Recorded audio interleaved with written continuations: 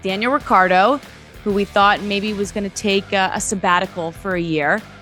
He potentially could be heading to Mercedes as a backup driver. What do we know? How true is this rumor that's circulating at the moment? There's certainly some like real truth to the talks. They've definitely been in. I think that these have been going on for a little while now, actually. Mm-hmm. And what's interesting, I think, is that what's potentially stalling it is Ricciardo talking to Red Bull. Ricciardo's represented by CAA, who also well tied in with Red Bull as well on some various things there. So I think there's a few things at play, and I think that a reserve driver role for Ricciardo seems to be what he and his team want to do to kind of keep him fresh, keep him in the paddock when he needs to be. Interestingly, from what I understand, both roles would be a little bit different. So Mercedes would be pretty all-encompassing. He'd be kind of expected there a lot of the time, whereas the Red Bull one might be sharing it around with other drivers, is what I understand. But I think clearly they don't just want him to disappear for a year, become a TV guy, or at least solely a TV guy. I think he's going to do a few things here and there.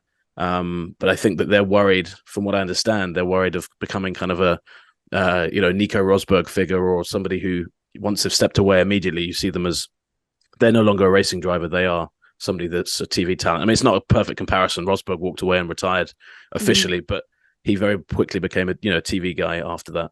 And I think it's actually a pretty good thing of them to do, because when Fernando Alonso stepped away for a year, we didn't really see him in the paddock in any kind of role like TV or anything. He was still racing, so you still associated him with he's still an active racing driver. So I think they're just wary of that. The Mercedes one seems the most likely link, from what I understand. And just as an added bonus, Ricciardo's been giving George Russell and Toto Wolff basically all of his merch over the past few days. So I don't know whether those two things are linked. I think genuinely Russell just wants to, or Russell George, as Ricciardo calls him, just likes wearing that stuff. But yeah, it certainly seems like all the things we're hearing from Mercedes and Wolff and everything is very positive about Ricciardo.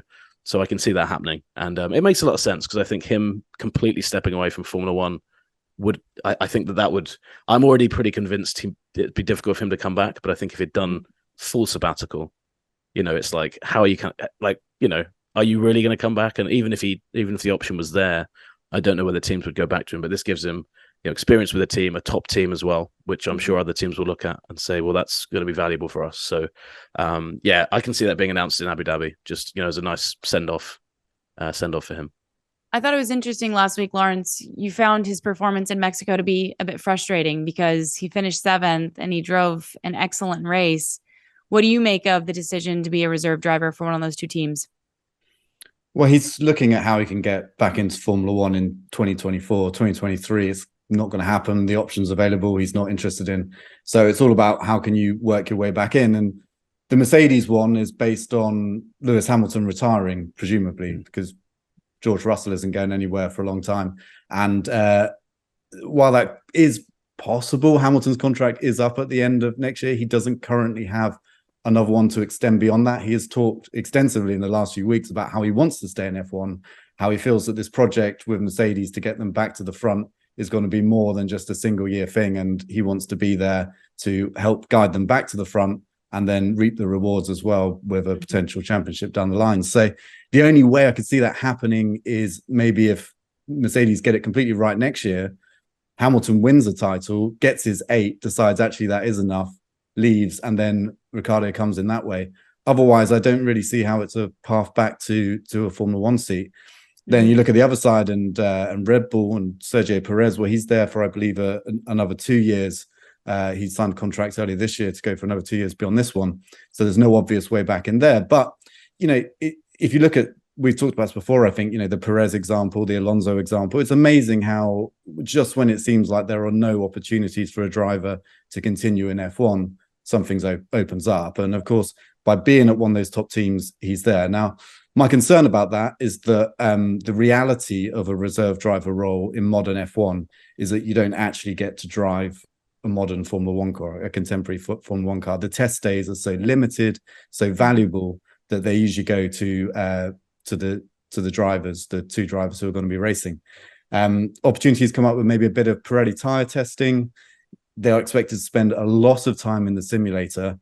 several drivers, certainly of the older generation, don't enjoy doing that. They find it a bit dull. It's not racing, is it? It's like a kind of huge computer game. I mean, it's just playing F1 2022, isn't it? I thought.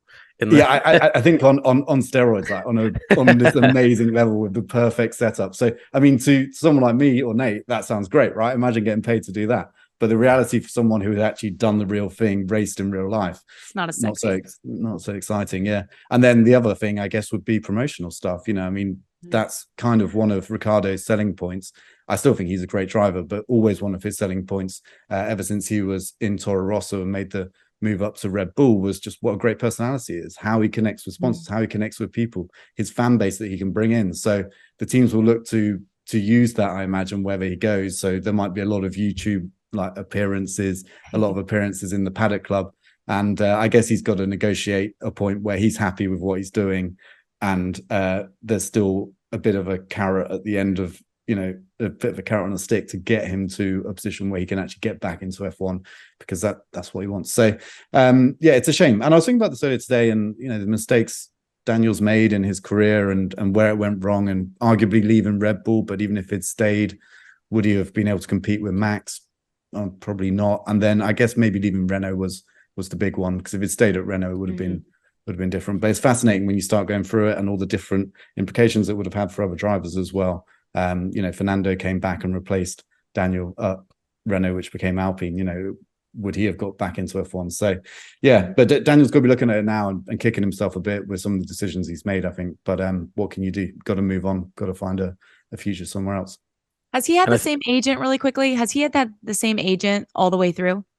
No, so it's been different, and that's actually quite an interesting point in the Ricciardo story. So his old agent was with him until 2018. So his old agent was with him when he signed the Renault deal, and then he moved to CAA the next year, and his old agent tried to sue him because he said basically some of the money that was owed to me from that deal didn't come. So, you know, whenever that is involved, you know that, you know, it's never nice, you know, in any sport. So it got a bit fraught after that. But yeah, he's been with CAA since 2019, and I do get the impression that had CAA been in charge of his career before then, there's no way he would have left Red Bull, even if it, you know. But so, spoiler alert here, I'm putting something together on this for next week. I've been trying to talk to a few people kind of who've been around this situation and Ricciardo's situations for a while. But I think that what's interesting about it was he always wanted parity with Verstappen at Red Bull. But I think if it had been at CAA, that have maybe said to him, let's see the long game here. Even if the deal isn't exactly what you want, let's try and see the long, you know, that's what those guys do professionally across all kinds of different sports and stuff like that. So it is fascinating. There's so many sliding doors moments with him. Just quickly onto the point of a reserve driver that I think is going to be interesting. We've seen him this year, like arriving on the paddock on a horse and doing, you know, in Mexico, he came in, he had a, you know, mask on, and he always makes these big entrances now, which is fun.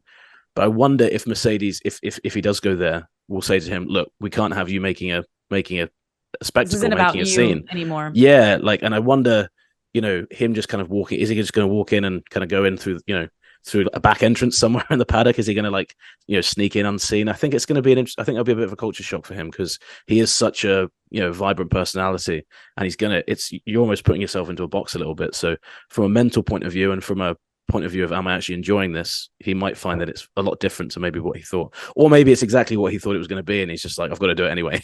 Because you know, he's basically in this situation because, you know, his form prompted McLaren to make the decision they made. So yeah, I think him staying in F1 is good, though. Ultimately, that's the bottom line. You know, the fact if he can stay in any way, it's a good thing. So, but we'll see what happens.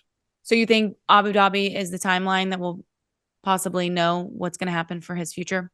I think so. It's usually a good place to announce those kind of things, but it seems like that's what has been in their mind the whole time. You know, they want to kind of finish the season. They've always said, let's finish the season off, and then we'll decide what we're doing. But that, you know, it could be Saturday to Sunday. I haven't heard that specifically, but that's just the vibe I get from the guys I know.